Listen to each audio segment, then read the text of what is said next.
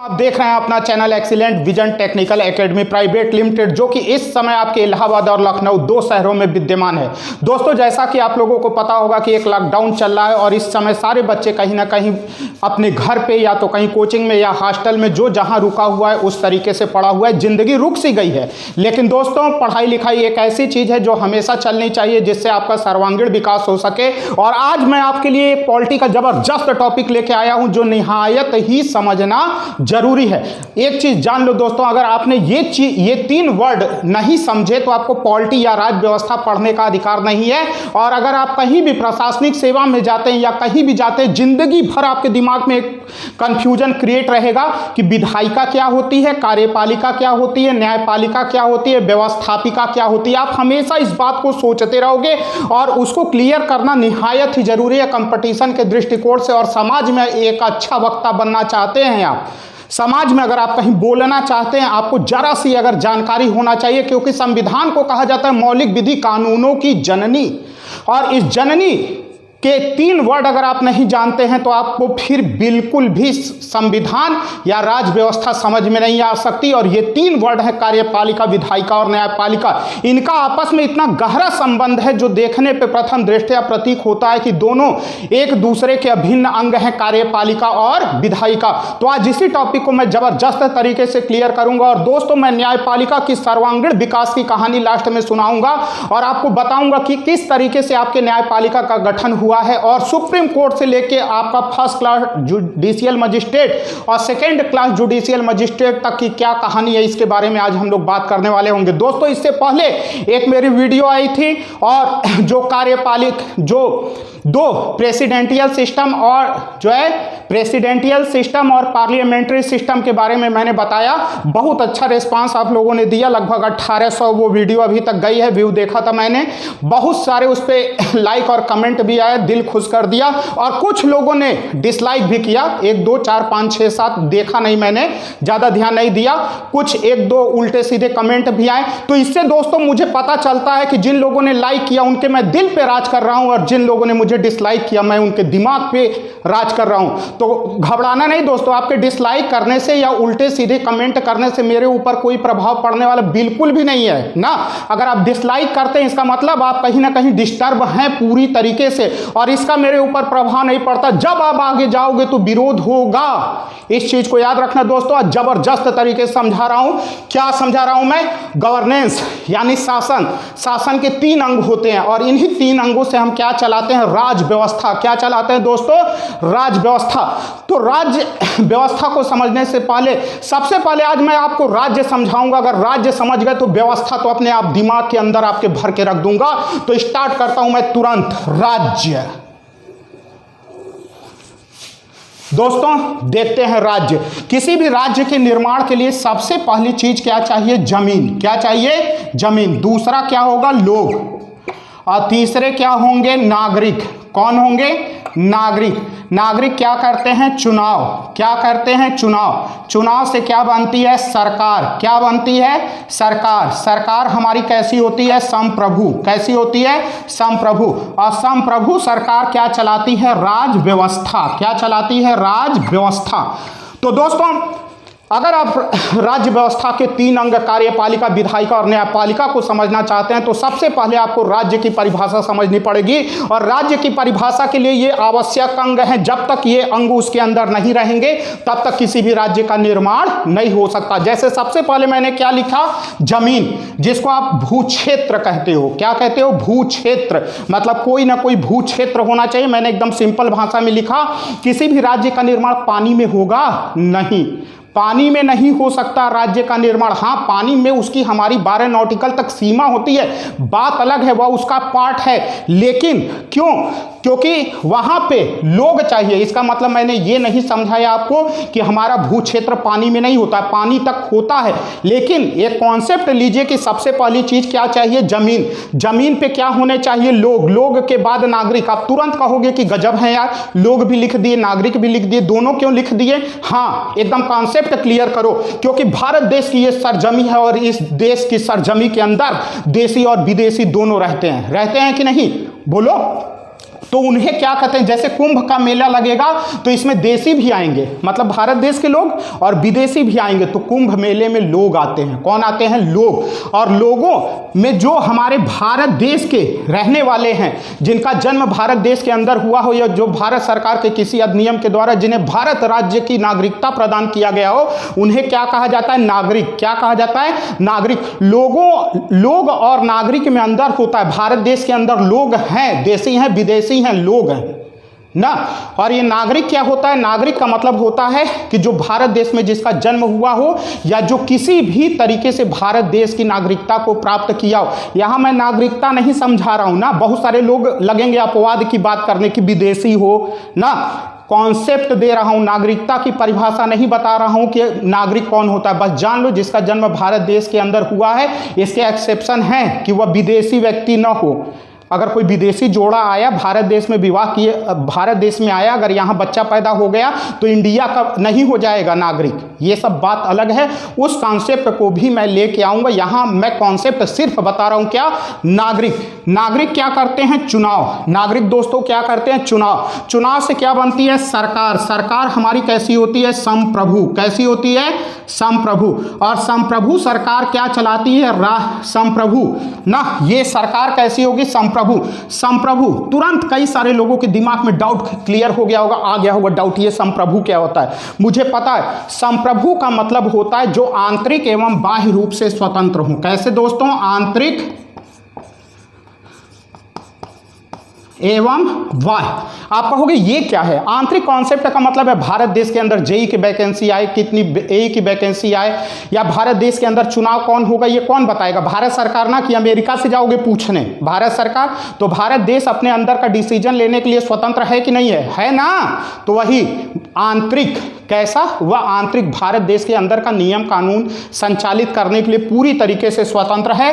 तो वह आंतरिक रूप से सरकार जो होगी, चुनाव के बाद जो सरकार बनेगी वह संप्रभु होनी चाहिए। जो आंतरिक और बाह्य, बाह्य का मतलब जैसे पाकिस्तान के साथ संबंध कैसा हो, चीन के साथ संबंध कैसा हो, अमेरिका के साथ संबंध कैसा हो, ब्रिटेन के साथ संबंध कैसा हो, कौन बताएगा, भारत सरकार। कौन बताएगा, भारत सरकार ना। तो इस तरीके से विदेशों के साथ संबंध कैसा हो, कौन बताएगा, भारत सरकार। तो हमारे भारत देश की सरकार जो है यह आंतरिक एवं बाह्य रूप से स्वतंत्र है। कैसे स्वतंत्र है, आंतरिक एवं बाह्य रूप से ना। ये क्या है, संप्रभु। इसे हम क्या कहते हैं दोस्तों, इसे हम कहते हैं संप्रभु। जो सरकार होती है, सरकार संप्रभु होती है, जो अंदर का डिसीजन लेने के लिए भारत देश का, बाहर का डिसीजन लेने के लिए स्वतंत्र होती है। और यही सरकार चलाती है शासन। क्या चलाती है, शासन, यानी राज व्यवस्था। तो राज्य व्यवस्था क्या है, किसी भी राज्य व्यवस्था का अर्थ एक निश्चित तंत्र से लिया जाता है जिसपे सर्वोच्च शक्ति से नियुक्त एक सरकार होती है। बहुत आराम से समझाऊंगा, समझना। राज व्यवस्था, राज व्यवस्था का मतलब क्या होता है, राज्य का मतलब क्या होता है, राज्य का अर्थ होता है कि एक ऐसा भू क्षेत्र जहां पे सर्वोच्च शक्ति से नियुक्त एक सरकार होती है। क्लियर। अच्छा, तो इस तरीके से जो व्यवस्था बनाई राज्य के लिए, इस राज्य के लिए जो शासन चलाने की व्यवस्था बनाई जाती है उसी को कहा जाता है राज व्यवस्था। उसी को क्या कहा जाता है, राज व्यवस्था। तो दोस्तों कॉन्सेप्ट क्लियर होगा, नहीं होगा तो फिर तुरंत देख लो। पहली चीज क्या चाहिए, जमीन। दूसरा क्या चाहिए, लोग। तीसरा क्या है, नागरिक। चौथा क्या है, चुनाव। पांचवा क्या है, सरकार। सरकार का एक्सी होगी संप्रभु। संप्रभु सरकार क्या चलाएगी, राज व्यवस्था। संप्रभु का मतलब जो आंतरिक एवं बाह्य रूप से स्वतंत्र हो। और यही जो सरकार होती है, इसी के द्वारा किसी भी राज्य का जो शासन चलाया जाता है, तो शासन चलाने के लिए जिस प्रक्रिया का उपयोग किया जाता है उसी को जब हम किताब के रूप में परिभाषित करते हैं तो उसी को क्या कहा जाता है, राज व्यवस्था ना। तो आज हम लोग देखने वाले हैं शासन के बारे में, यानी इस राज्य की व्यवस्था के बारे में। तो गवर्नेंस यानी शासन, शासन के मेरे भाई 3 अंग होते हैं। कितने अंग हैं शासन के, 3। सबसे पहले एग्जीक्यूटिव, एग्जीक्यूटिव इसे कहा जाता है कार्यपालिका। और दूसरा जो होता है इसे क्या कहा जाता है, दूसरे को कहा जाता है लेजिस्लेचर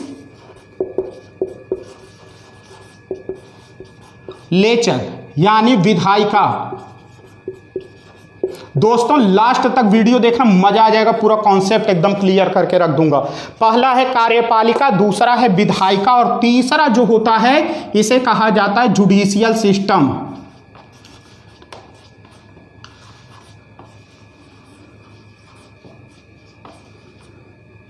न्यायपालिका।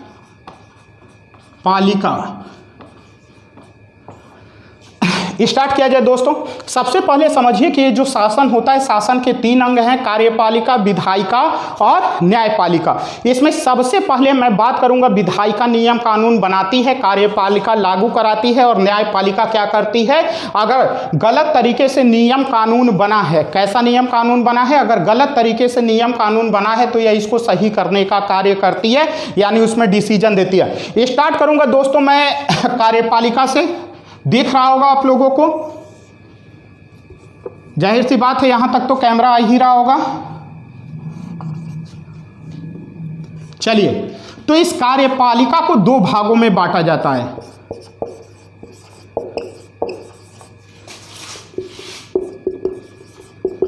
जो एग्जीक्यूटिव है, एग्जीक्यूटिव सेंट्रल और स्टेट, यानी एक को कहा जाता है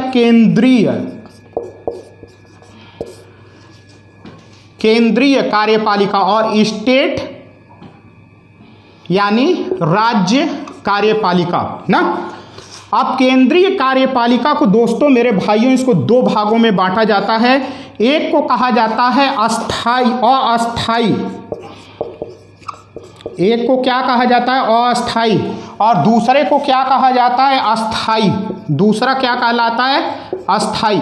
तो अगर अस्थाई के अंतर्गत देखा जाए तो सबसे पहले यहां आता है राष्ट्रपति। कौन आता है भैया, राष्ट्रपति। हमारे भारतीय संविधान के अनुच्छेद 52 के अंतर्गत राष्ट्रपति को परिभाषित किया गया है। राष्ट्रपति के बाद आता है प्रधानमंत्री। कौन आएगा, प्रधानमंत्री।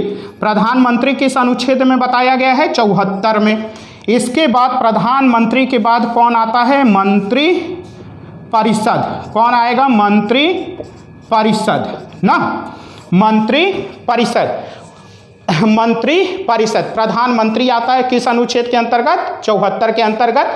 तो ये है अस्थाई क्या है, कार्यपालिका। अभी समझा रहे हैं, बिल्कुल गजब का, मजा आ जाएगा। और ये है अस्थाई, मतलब ये अस्थाई का मतलब क्या होता है, कार्यपालिका का मतलब होता है जो नियम कानून लागू कराता है। नियम कानून लागू 2 स्तर पे किया जाता है। एक आपका किया जाता है किस स्तर पे, केंद्रीय कार्यपालिका। इसके अंतर्गत केंद्रीय कार्यपालिका को 2 भागों में बांटा गया है। एक को कहा जाता है अस्थाई, यानी जिनका चुनाव होता है, जो 5 वर्ष के लिए आते हैं, उसके उपरांत चले जाते हैं। ये आजीवन का इनका कोई संबंध नहीं होता, रिटायरमेंट की कोई पॉलिसी नहीं होती, ये नेता लोग होते हैं। जैसे सबसे पहले आता है कौन, राष्ट्रपति। अच्छा, यहीं पे एक प्रश्न बता दूं, जैसे एक प्रश्न पूछता है कि हमारे यहाँ जो राज्य का प्रमुख कौन होता है, राज्य का प्रमुख तो राष्ट्रपति है। राज्य का प्रमुख, राज्य मतलब यूनियन मेरे भाई, स्टेट ना समझना ना, यूनियन यानी देश। अगर पूछेगा कि जो राज्य का प्रमुख कौन होता है, राष्ट्रपति। और अगर पूछेगा सरकार का प्रमुख कौन होता है, तो प्रधानमंत्री। सरकार का आप देखते होंगे कोई भी नियम कानून लागू कराने का कार्य कौन करता है, केंद्रीय कार्यपालिका। आप देख रहे हैं पूरी तरीके से नरेंद्र मोदी अपनी मंत्री परिषद को लेके लगे हुए हैं। उसके बाद उसके नीचे कौन आता है, मंत्री परिषद। कौन आता है, मंत्री परिषद। और अगर अस्थाई की बात किया जाए, किसकी बात किया जाए, अगर अस्थाई की बात किया जाए तो यहां सबसे पहले आते हैं IAS ऑफिसर, यानी जो इंडियन एडमिनिस्ट्रेटिव सर्विसेज में जाते हैं। कहां जाते हैं, जो इंडियन एडमिनिस्ट्रेटिव सर्विस में। उसके बाद IAS के बाद कौन आते हैं, IAS के बाद यहाँ सबसे पहले कौन आएगा, अस्थाई में IAS आते हैं। IAS के बाद आता है सेना के जो जवान होते हैं, यानी आर्मी के बाद सेना हो गया। सेना के बाद यहाँ पे जो आएंगे केंद्रीय कर्मचारी ना, यानी जो सेंट्रल गवर्नमेंट के अधीन काम करते हैं, केंद्रीय कर्मचारी आते हैं।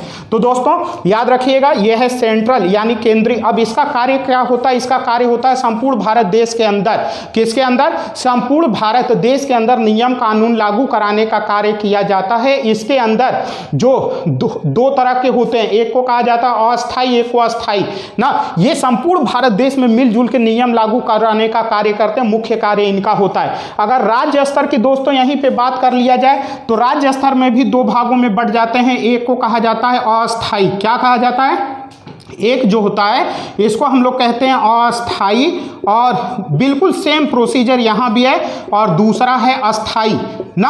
अब देखते हैं मुख्यमंत्री हर राज्य का अलग अलग है कि नहीं। अच्छा, केंद्रीय कार्यपालिका तो एक है संपूर्ण भारत देश में, लेकिन राज्य कार्यपालिका जो होती है वह संपूर्ण भारत देश में अलग अलग होती है, या दो तरीके की होती है। एक को कहा जाता है अस्थाई और दूसरा क्या कहलाता है, अस्थाई। अस्थाई में देखेंगे तो सबसे पहले आता है राज्यपाल। कौन आएगा मेरे भाई, राज्यपाल। भारतीय संविधान के अनुच्छेद 153 में राज्यपाल के बाद कौन आता है, मुख्यमंत्री। कौन आएगा, मुख्यमंत्री। या किस अनुच्छेद में आता है, 163 में। और अब इसके बाद मुख्यमंत्री के बाद कौन आएगा, मंत्री परिषद। कौन आएगा भैया, मंत्री परिषद आता है, मंत्री परिषद। अब यहाँ अगर हम लोग अस्थाई में देखें तो अस्थाई में जो सबसे पहले आएगा, अस्थाई के अंतर्गत पीसीएस ऑफिसर, जो स्टेट लेवल का होता है, PCS officer, PCS officer. PCS के नीचे कौन आएगा, उसके बाद पुलिस। कौन आती है भैया, पुलिस ना। वहाँ तो सेना है, यहाँ कौन है, पुलिस। और पुलिस के नीचे कौन आता है, राज्य स्तर के कर्मचारी। राज्य स्तर के कर्मचारी, राज्य स्तर के कर्मचारी इसके नीचे आ जाएंगे। चलिए, तो आप अच्छी तरीके से समझ पाए होंगे। देखो भैया, राज्यपाल, मुख्यमंत्री, मंत्री परिषद, ये सब जो होते हैं 5 साल के लिए बनते हैं, चुनाव होता है, बनते हैं, उसके बाद ये लोग चले जाते हैं। जिस तरीके से राज्य का प्रमुख वहाँ पे कौन होता है, राज्य का प्रमुख होता है राष्ट्रपति। उसी तरीके से अगर स्टेट शब्द का उपयोग किया है और पूछेगा राज्य का प्रमुख कौन होता है, राज्यपाल। सरकार का प्रमुख कौन होता है, मुख्यमंत्री ना। नाम मात्र का कौन होगा, राज्यपाल। वास्तविक पावर किसके पास होती है, मुख्यमंत्री के पास। यहां भी पूछेगा नाम मात्र का कौन होता है, कार्यपालिका का अध्यक्ष राष्ट्रपति। वास्तविक कौन होता है, प्रधानमंत्री। अब यहां पे जरा हम विधायिका की बात करें। किसकी बात करेंगे दोस्तों, विधायिका। तो अच्छे से आप लोग समझिएगा, ये जो हमारी विधायिका है ना, यानी स्टेट लेजिस्लेचर, स्टेट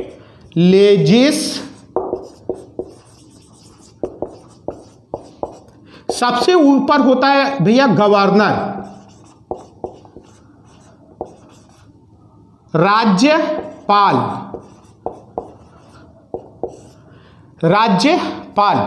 क्लियर, ये हो गया। अच्छा, विधायिका, अभी मैं ये किसका बता रहा हूं, राज्य का। उसके बाद मैं इधर किसका बताऊंगा, केंद्र का। तो यहां पे राज्य का बता रहा हूं। यहां हो गया राज्यपाल, राज्य विधानमंडल, राज्यपाल 153। देखो भैया, इसको कहा जाता है विधान सभा। क्या कहा जाता है, विधान सभा। अगर इसकी स्पेलिंग पूछ लिया ना, तो इसको कहा जाता है लेजिस्लेटिव असेंबली। क्या कहा जाता है, लेजिस्लेटिव असेंबली ना। और ये है आपका विधान परिषद। क्या है भैया, विधान परिषद। ध्यान देना दोस्तों, Vidhan Parishad, legislative council, legislative council. ये है विधानसभा यानी लेजिस्लेटिव असेंबली, ये है विधान परिषद यानी लेजिस्लेटिव काउंसिल। विधान परिषद 169 में इसके बारे में परिभाषित किया गया अनुच्छेद, और विधान सभा के बारे में 170 में बताया गया है। तो ये हो गई राज्य विधायिका। अच्छा, राज्य विधायिका, विधायिका का मतलब होता है नियम कानून बनाने वाला, विधि का निर्माण करने वाला। तो कोई भी नियम कानून सबसे पहले कहाँ जाएगा, विधान सभा में। कहाँ जाएगा, विधान सभा में। विधान सभा से कहाँ जाएगा, विधान परिषद। विधान परिषद के बाद कहाँ आएगा, राज्यपाल के पास। किसके पास आएगा भैया, राज्यपाल के पास। और राज्यपाल इस पे सिग्नेचर मारेगा तो उस राज्य के लिए नियम कानून बन जाएगा ना, उसके लिए नियम कानून बन जाएगा। जो विधानसभा के सदस्य होते हैं, अच्छा इसके बारे में मैं डीपली एक वीडियो बनाऊंगा ना। अभी मैं यहाँ पे सिर्फ इतना समझा रहा हूँ क्योंकि विधानसभा अपने आप में एक दिन का टॉपिक है। विधान परिषद अपने, अगर आप कमेंट में नीचे कहोगे तो मैं एक एक टॉपिक बहुत ही गजब का समझा दूंगा, हमेशा के लिए दिमाग में बैठ जाएगा ना। क्योंकि ये अगर मैं पूरा समझाना शुरू कर दिया तो समझ लो सुबह से शाम तक हो जाएगी पूरी पॉलिटी में। तो आप समझ लेना कि अभी आने वाले समय में अगर आप लोगों को अच्छा लगेगा कमेंट में बताइएगा, मैं एक एक चीज को तोड़ के इतना बेहतरीन तरीके से समझा दूंगा ना कि जिंदगी भर दिमाग में बैठ जाएगा। तो ये है भाई साहब विधानसभा। क्लियर? विधानसभा कहाँ होती है? प्रत्येक राज्य में विधानसभा होती है। वर्तमान में 28 राज्य हैं। कितने राज्य हैं? 28 राज्यों में है और 3 केंद्र शासित प्रदेशों में। कितने? 3। तो इस चीज को आप लोग याद रखिएगा। ये हो गई आपकी विधानसभा। विधानसभा से कहाँ जाएगी? विधान परिषद, उसके बाद राज्यपाल, और राज्यपाल इस पे मारेगा सिग्नेचर, उस राज्य के लिए नियम कानून बन जाएगा। जैसे यह उत्तर प्रदेश का है, कहाँ का है? मान लो सपोज दैट प्रत्येक राज्य में होता है, लेकिन सोचो अगर यह उत्तर प्रदेश का है राज्य विधानमंडल, तो जो नियम कानून बनाएगा यह उत्तर प्रदेश में ही लागू होगा, मध्य प्रदेश में नहीं लागू होगा, क्योंकि प्रत्येक राज्य में यह अलग अलग होता है। उसके बाद हम लोग बात करेंगे पार्लियामेंट, यानी क्या बात करेंगे? संसद। क्या बात करेंगे? संसद, यानी पार्लियामेंट ना, पार्लियामेंट इसे क्या कहा जाता है? संसद। संसद के नाम से जाना जाता है संसद। 79 में बताया गया अनुच्छेद। यहां है प्रेसिडेंट, यानी राष्ट्रपति, राष्ट्रपति, और ये है लोकसभा। दोस्तों अभी देखते रहना, गजब का इसका कॉन्सेप्ट क्लियर करेंगे। ये है लोकसभा और ये क्या है? राज्यसभा। राज्यसभा भारतीय संविधान के अनुच्छेद 80 में क्या है? लोकसभा। 81 में 80 में क्या है? लोकसभा, और 81 में क्या है? राज्यसभा ना। इतना जरूर ध्यान दीजिएगा। चलो यार अब समझते हैं। अच्छा एक प्रश्न, मैं इसको लोअर हाउस कहा जाता है, लोअर हाउस, इसको कहा जाता है अपर हाउस, अपर हाउस। याद रखना, लोअर हाउस, अपर हाउस। इसको निम्न सदन कहा जाता है, इसको जनता का सदन कहा जाता है, इसको गरीबों का सदन कहा जाता है, इसे लोकप्रिय सदन कहा जाता है, ये अस्थाई सदन है, इसे अस्थाई सदन कहा जाता है, अमीरों का सदन कहा जाता है। यह इसका एक बार निर्माण होता है, इसका विघटन कभी नहीं होता है। मैं पहले ही बता चुका हूं कि ये एक एक दिन के टॉपिक हैं, जब समझाऊंगा बहुत ही बेहतरीन तरीके से भाई साहब। अभी समझ लो, ये है लोकसभा और ये क्या है? राज्यसभा। लोकसभा से कहां जाएगा? जैसे नियम कानून, कोई भी धन विधेयक की बात नहीं कर रहा हूं ना, धन विधेयक पहले लोकसभा में जाएगा, उसके बाद राज्यसभा में, उसके बाद राष्ट्रपति, उसके अलावा कोई भी विधेयक होगा तो चाहे तो लोकसभा में जाए चाहे तो राज्यसभा। जैसे मान लो राज्यसभा से लेके जाओ, धन विधेयक नहीं है, तो राज्यसभा से लोकसभा, लोकसभा से राष्ट्रपति, राष्ट्रपति ने क्या मारा दोस्तों? सिग्नेचर। क्या मारा? सिग्नेचर। और ये हमेशा के लिए क्या बन गया? नियम कानून। और ये जो लागू होगा ये संपूर्ण भारत देश में लागू होगा ना। अच्छा, यह संपूर्ण भारत देश में लागू होगा। अब दिमाग में तुरंत एक प्रश्न आ रहा होगा कि इसमें से किसी ने मना कर दिया तो नहीं होगा। क्लियर? नहीं होगा।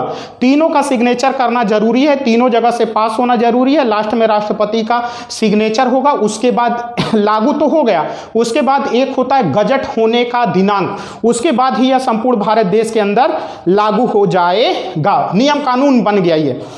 दोस्तों 3 वर्ड, MP, MLA, MLC, ये 3 वर्ड आप हमेशा सुनते होंगे। दुनिया शॉर्टकट में चलती है, सीधे बोलती है हमारा MP से जान पहचान है, हम MP को जानते हैं। अगला कहता है मैं MLA को जानता हूँ, मैं MLC को जानता हूँ। इसमें कौन है बड़ा कौन है छोटा ना, समझ में नहीं आता है, दिमाग कंफ्यूजन का शिकार रहता है। तो आज इन 3 वर्ड को मैं आपको अच्छे से समझा दूँ। MP का मतलब होता है member of parliament, member of parliament. इसके अंदर मेंबर ऑफ पार्लियामेंट वह लोकसभा का हो सकता है। देखो यार ये क्या है? पार्लियामेंट क्या है? पार्लियामेंट। पार्लियामेंट 3 चीजों से मिलकर बनेगा, राष्ट्रपति, लोकसभा, राज्यसभा। राष्ट्रपति, लोकसभा, राज्यसभा, 3 चीजों से मिलकर क्या बना? संसद। तो चाहे इसका मेंबर हो चाहे इसका मेंबर हो, यानी मेंबर ऑफ पार्लियामेंट यानी MP, चाहे लोकसभा से हो चाहे राज्यसभा से। कौन? MP। अब MP के बाद MLA, यहां मैंने क्या लिखा हुआ है? Member of legislative assembly, MLA, member of legislative assembly, यानी अगर वह विधानसभा का सदस्य है तो क्या कहलाएगा? MLA। अगर विधान परिषद का सदस्य है तो क्या कहलाता है? MLC ना। फिर से एक बार समझो, ये जो है ये पूरे देश के लिए नियम कानून बनाता है। हमारी जो विधायिका है, विधायिका को दो भागों में बांटा गया। जिस तरीके से कार्यपालिका को दो भागों में बांटा गया, एक को कहा गया सेंट्रल एग्जीक्यूटिव यानी केंद्रीय कार्यपालिका, जो अस्थायी और अस्थायी दो भागों में विभाजित थी। अस्थायी के अंतर्गत राष्ट्रपति, प्रधानमंत्री, मंत्री परिषद आया था, यानी ये 5 साल के लिए आए थे। अस्थायी में IAS, सेना, केंद्रीय कर्मचारी आए थे। ये 5 साल के बाद चले जाए, अरे सॉरी, ये हमेशा के लिए आए भैया, पढ़ लिख के आए हैं, पढ़ने लिखने वाले लोग हैं, नौकरी पाए हुए हैं ना। IAS है तो रहेगा, अगर कोई गलत कार्य नहीं कर रहा तो ये लोग 62 साल तक, 60 साल तक, 65 साल तक इनके जिस तरीके से कार्य होते हैं उस तरीके से ये लोग रहते हैं। इनमें से ये लोग मैक्सिमम 5 साल के लिए आते हैं चुन के ना। ये क्या है? विधानसभा। अस्थायी, इसमें राज्यपाल, मुख्यमंत्री, मंत्री परिषद आता है। क्लियर? ये क्या होता है? ये उस राज्य में नियम कानून लागू करवाता है, मुख्यमंत्री लगा रहता है, जैसे आपके योगी आदित्यनाथ लगे हुए हैं इस समय। अस्थाई में आएगा PCS, पुलिस, राज्य ना। तो यहाँ पे जो ये लोग होते हैं, ये लोग क्या होते हैं? इन लोगों की नौकरी होती है, ये रिटायरमेंट के उम्र तक बने रहते हैं, इनको जल्दी हटाया नहीं जाता जब तक गलत कार्य न करें। उसके बाद नियम कानून कौन बनाता है? इसको कहा जाता है राज्य विधानमंडल, जो विधानसभा, विधान परिषद, राज्यपाल से मिलकर बनता है। तीनों जगह से कोई भी विधेयक यानी बिल यानी प्रपोजल पास होता है तो उस राज्य के लिए नियम कानून बनता है। यह है संसद, लोकसभा, राज्यसभा, राष्ट्रपति, इन तीनों जगह से कोई विधेयक पास होता है तो वह संपूर्ण भारत देश के लिए नियम कानून बनेगा। दोस्तों इतनी बात समझ में आ गई होगी। अब जरा मैं आप लोगों को न्यायपालिका के बारे में बता दूं। किसके बारे में? न्यायपालिका। हट जा रहा हूं, स्क्रीनशॉट लेना चाहें तो पूरी तरीके से आप लोग स्क्रीनशॉट ले लें। इसका ले लिए होंगे, बहुत ज़्यादा समय तो लगेगा नहीं, आप लोग टैलेंटेड तो हैं ही। चलिए जुडिशियल सिस्टम पे आएंगे। कहाँ आएंगे हम लोग? Judicial system. जुडिशरी, न्यायपालिका, हमारे संविधान की रक्षा करने का दायित्व सौंपा गया है सुप्रीम कोर्ट को। भारत देश के नागरिकों की रक्षा का अधिकार सौंपा गया है सुप्रीम कोर्ट को। भारत देश में प्रत्येक व्यक्ति की स्वतंत्रता को सुनिश्चित करे अधिकार सौंपा गया है सुप्रीम कोर्ट को। न्यायपालिका कहा जाता है कि यहाँ की सर्वोच्च शक्ति है, जिसको सुप्रीम कोर्ट का न्यायाधीश कहा जाता है, इनको भगवान के स्वरूप दर्जा प्रदान किया गया है कि अगर कहीं भी अन्याय हो तो उस व्यक्ति को न्याय दिलाने का कार्य कौन करता है? न्यायपालिका। तो हमारे यहाँ कहा जाता है माय लॉर्ड ना, इस तरह के शब्द का उपयोग किया जाता है, यानी न्यायपालिका में बैठने वाले सर्वोच्च शिखर पे लोगों को भगवान का दर्जा दिया जाता है। न्यायमूर्ति कहा जाता है, न्यायाधीश कहा जाता है, यानी जो न्याय की मूर्ति हूँ। तो सबसे पहले सर्वोच्च शिखर पे सुप्रीम कोर्ट।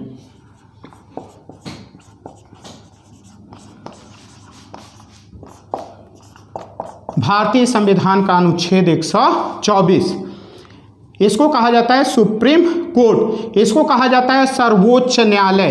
क्या कहा जाता है? सर्वोच्च न्यायालय। सर्वोच्च न्यायालय। अब इसके नीचे आता है हाई कोर्ट। हाई कोर्ट, उच्च न्यायालय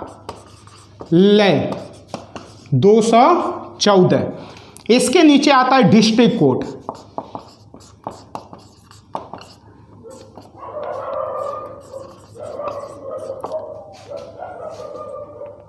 इसको कहा जाता है जिला न्यायालय। देखो भैया, इसके बाद तो तोड़ूंगा ही। ये जान लो कि सबसे सर्वोच्च शिखर पे कौन है? सुप्रीम कोर्ट, यानी इसको सर्वोच्च न्यायालय कहा जाता है। हमारे यहाँ संपूर्ण न्यायपालिका एकीकृत है। यहाँ मैंने देखा, आपने देखा कि कार्यपालिका दो भागों में बटा था। एक केंद्रीय कार्यपालिका जो अपना प्रधानमंत्री लेके पूरे देश को शासन कर रहा था, दूसरा है राज्य कार्यपालिका। प्रत्येक राज्य में मुख्यमंत्री अपने राज्य का नियम कानून बना रहे हैं। इसको विधायिका थी, एक को कहा गया राज्य विधानमंडल और दूसरे को क्या कहा गया था? पार्लियामेंट। पार्लियामेंट यानी संसद सबूत भारत देश के लिए बना रही थी नियम कानून, और राज्य विधानमंडल किसके लिए बना रहा था? राज्यपाल के लिए। किसके लिए बना रहा था? राज्यपाल के लिए बना रहा था। चलिए अब इसके बाद यहाँ पे हमारे यहाँ जो न्यायालय है, न्यायालय क्या है? यह एकीकृत है। न्यायालय क्या है? यह एकीकृत है। यहाँ पे सबसे ऊपर देखेंगे सर्वोच्च न्यायालय, उसके बाद आता है उच्च न्यायालय। यहाँ देखो यार एकीकृत व्यवस्था है। और जिला न्यायालय को आप 3 भागों में बांट सकते हैं। एक को कहा जाता है सिविल मामला, सिविल, दूसरे को कहा जाता है आपराधिक, आपराधिक, और तीसरे को कहा जाता है राजस्व संबंधी मामला। कैसा मामला? राजस्व संबंधी मामला के नाम से जाना जाता है जिला न्यायालय, यानी सिविल मामले, आपराधिक मामले, राजस्व मामले। तो सबसे पहले दोस्तों सिविल मामला समझ लो, क्योंकि आपके दिमाग में हमेशा गांव में सुनते होंगे दीवानी मामला, सुना है आप लोगों ने? दीवानी मामला, आपराधिक मामला, आपराधिक मामले को फौजदारी मामला कहा जाता है। एक एक को करके समझेंगे। सबसे पहले सिविल मामला। तो सिविल मामला रुपए पैसे से रिलेटेड जो मामला होता है, किससे रिलेटेड मामला होता है? जो रुपए पैसे से। दोस्तों बने रहिएगा, क्योंकि अब जैसे ही आप आगे बढ़ोगे आपको मैं बताऊंगा कि कौन कितना दंड दे सकता है। मृत्यु दंड कौन दे सकता है, 10,000 का जुर्माना, 20,000 का जुर्माना, हाई कोर्ट में कौन सा मुकदमा जाएगा, सुप्रीम कोर्ट में कौन सा मुकदमा जाएगा, मतलब एकदम संपूर्ण डिटेल कि कुछ पढ़ने की जरूरत ही ना पड़े। तो ये हो गया सिविल। और दूसरा क्या है? सिविल मुकदमा रुपए पैसे से रिलेटेड मामला, करार यानी कॉन्ट्रैक्ट से रिलेटेड मामला ना। दो लोग आपस में कोई समझौता किए हैं, अगर एक ने भंग कर दिया, कॉन्ट्रैक्ट है कोई, या पिता मर गया, किसके नाम प्रॉपर्टी कर गया, वसीयत से रिलेटेड मामला, इस तरह के मामले को सिविल मामला, दीवानी मामले के नाम से जाना जाता है। दीवानी मामला सिविल, इंग्लिश में कहा जाता है सिविल मैटर और हिंदी में कहा जाता है दीवानी मामला। ये है क्रिमिनल मैटर, आपराधिक मामला। इसका मतलब क्या होता है? मारपीट, चोरी, हत्या, लूट, डकैती, खतरनाक चीजें, जहां आपको दंड मिलता है, कारावास की सजा मिल सकती है, जुर्माने की सजा मिल सकती है, मृत्यु दंड मिल सकता है, आजीवन कारावास तक की सजा का प्रावधान किया गया है। तो जहां दंड का प्रावधान किया गया उसे क्या कहा जाता है? आपराधिक मामला। और राजस्व का मतलब होता है सरकार का किसी भी तरीके का टैक्स ना, चाहे बिजली का हो, चाहे पानी का लगान हो, चाहे अन्य चीज़ों का लगान हो।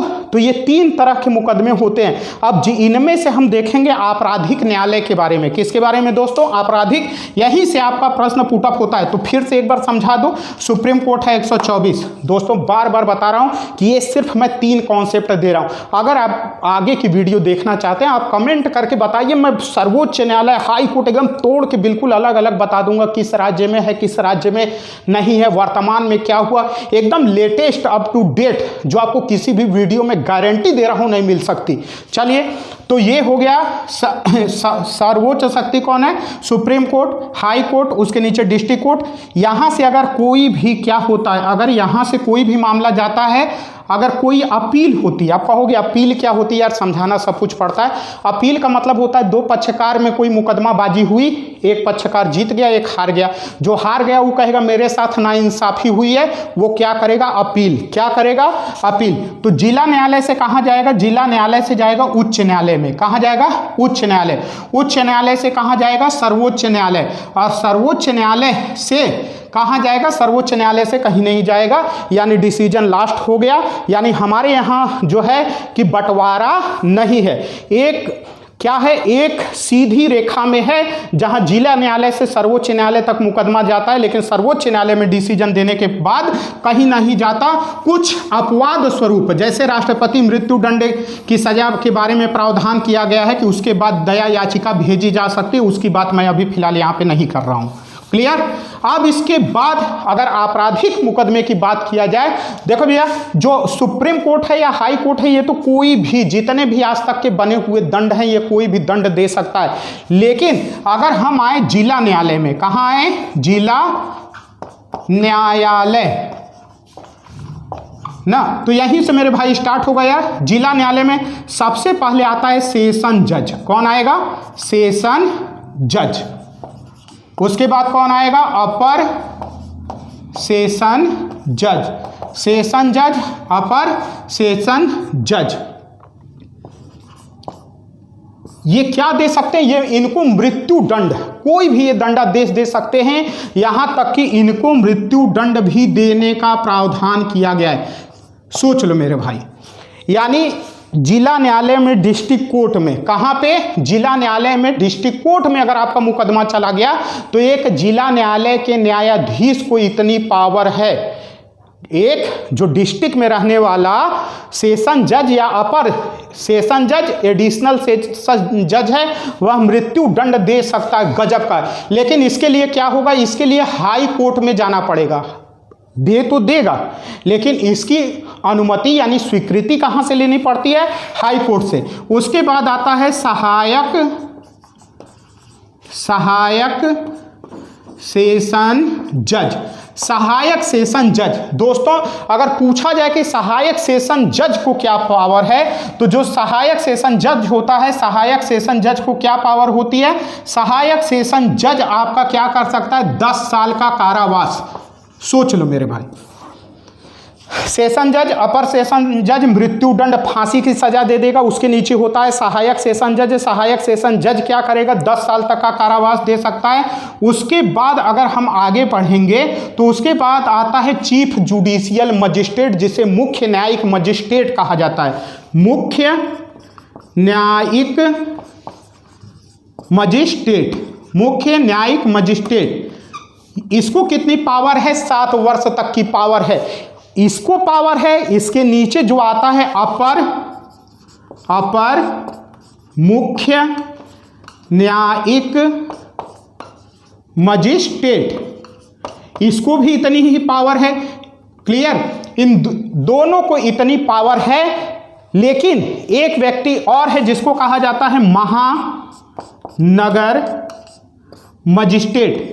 लेकिन ये महानगर मजिस्ट्रेट थोड़ा सा अलग हो जाता है। पावर तो इसको भी वही है, 7 साल, इन तीनों को पावर यही है। लेकिन जो महानगर मजिस्ट्रेट है, इसको अलग रखने का कारण क्या है, ये ऐसे जगहों पे होता है जहां पे आबादी कितनी होनी चाहिए, जहां 10 लाख तक की आबादी होती है।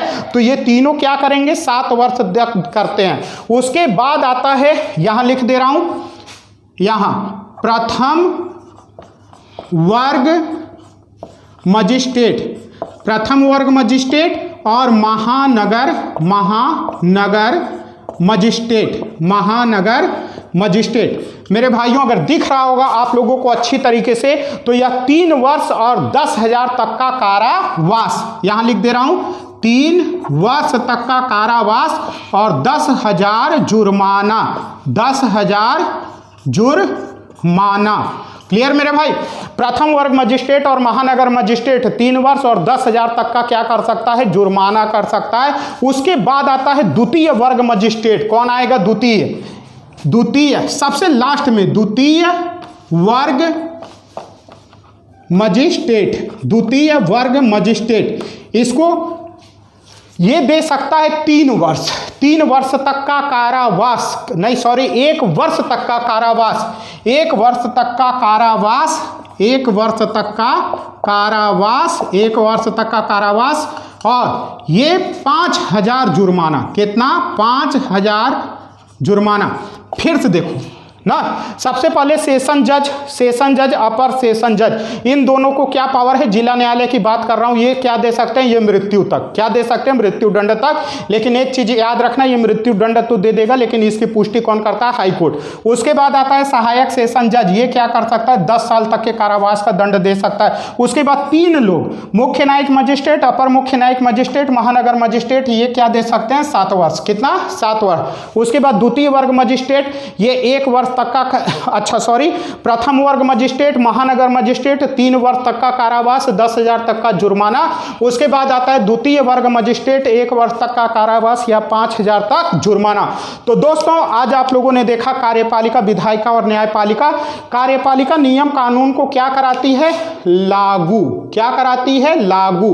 कौन कराएगा, एक है केंद्रीय कार्यपालिका, दूसरी है राज्य कार्यपालिका, सामने है। बनाएगा नियम कानून, बनाएगा कौन, विधि का निर्माण कौन करता है, विधि का निर्माण, विधि निर्माण कौन करता है, विधायिका। और अगर कहीं कोई दिक्कत आ गई तो न्याय कौन करेगा, न्यायपालिका। यानी विधायिका ने नियम कानून बनाने में या कार्यपालिका ने नियम कानून को लागू कराने में कोई दिक्कत की तो उसकी जांच कौन करेगा? न्यायपालिका। तो दोस्तों आज मैंने आप लोगों को कार्यपालिका, विधायिका और न्यायपालिका के बारे में बताया। और अगर आपको यह वीडियो पसंद आई हो तो जाके आप कमेंट में बताएं आप क्या पढ़ना चाहते हैं, मैं जरूर आपको वो टॉपिक पढ़ाऊंगा। क्लियर? तो धन्यवाद दोस्तों अंत तक वीडियो देखने के लिए। आप सभी का दिन जो है कि मंगलमय हो। अगर रात में है तो शुभ रात्रि।